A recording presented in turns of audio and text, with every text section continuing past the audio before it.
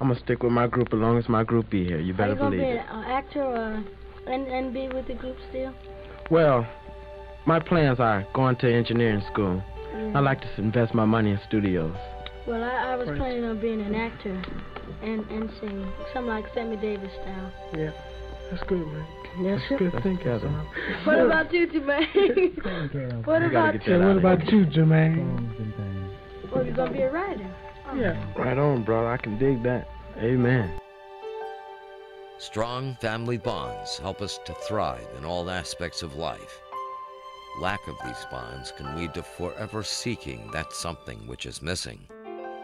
Michael Jackson experienced both. Men are frequently measured by being a good father and being a son. Michael had an epic relationship with his father, Joe Jackson, the patriarch of the Jackson family. Michael Jackson frequently stated that he was physically and emotionally abused by his father from a young age, enduring incessant rehearsals, whippings, and name-calling. However, he also credited his father's strict discipline as playing a large part in his success. Michael Jackson's father also admitted to the BBC in 2003 that he whipped his son as a child. Their relationship was very complex, and at a speech at Oxford University, Michael Jackson himself explained it best. Those of you who are familiar with the Jackson 5 know that I began performing at the tender age of 5, and that ever since then, I haven't stopped dancing or singing. But while performing and making music undoubtedly remained as many of my greatest joys. When I was young, I wanted more than anything else to be a typical little boy. My father is a tough man, and he pushed my brothers and me hard, really hard. From the earliest age to the best, he wanted us to be the best performers we could possibly be.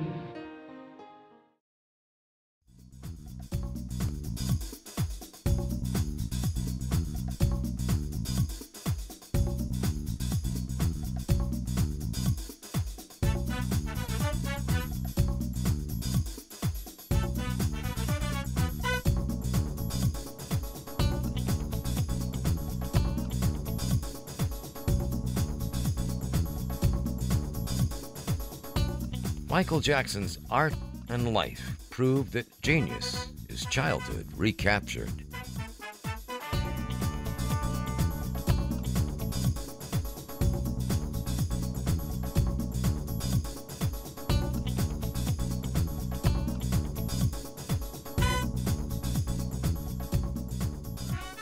Joe Jackson, to me, is a hero, because without Joe Jackson not only giving birth, him and Catherine giving birth to all those wonderfully talented children, Joe knew exactly what to do to make Michael the best.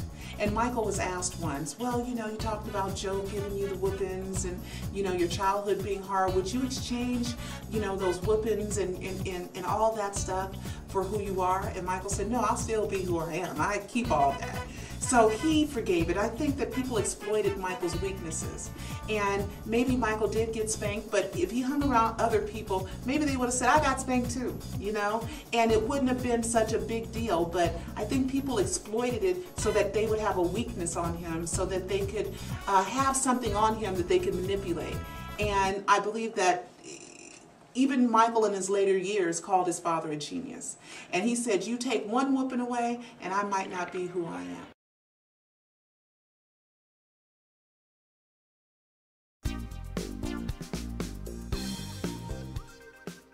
The thing is like I had gotten a directive from the president at Dick Asher that you never are supposed to release a single until the album is finished, you know, until you have the album in-house. Because sometimes a lot of the other departments, a lot of A&R people, they release the single, and then the single would explode, but the album wasn't finished, you know, and so they didn't have an album to sell, or sometimes the album was, you know, just held, or So they were losing sales, you know, because before when they had done the rough mixes and the first mix, it's just absolutely horrible. I mean, it lost a lot of the brightness, the clarity, the rhythm, you know, it was just not there, you know. So Quincy said, "No, I can't give you this record, Larkin. We got to do this all over again."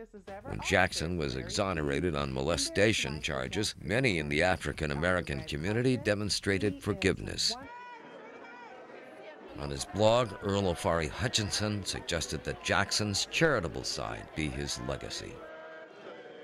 According to the Chronicle of Philanthropy, the star supported dozens of charities, including USA for Africa, the Make-A-Wish Foundation, and the Elizabeth Taylor AIDS Foundation.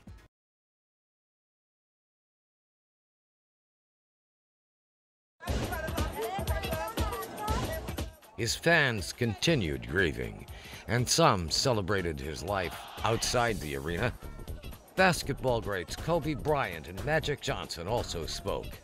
Magic described the event as a celebration of Michael's life and work rather than a funeral.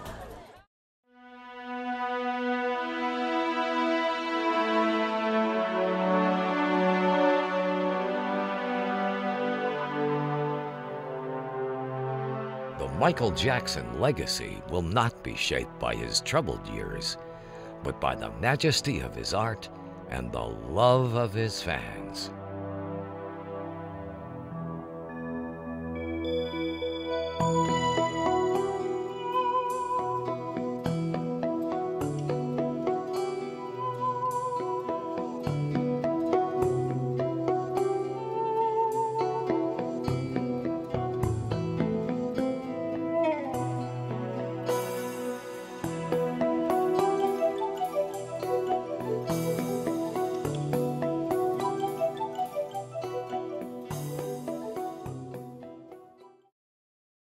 This is it. I mean, this is really it. This is the final curtain call.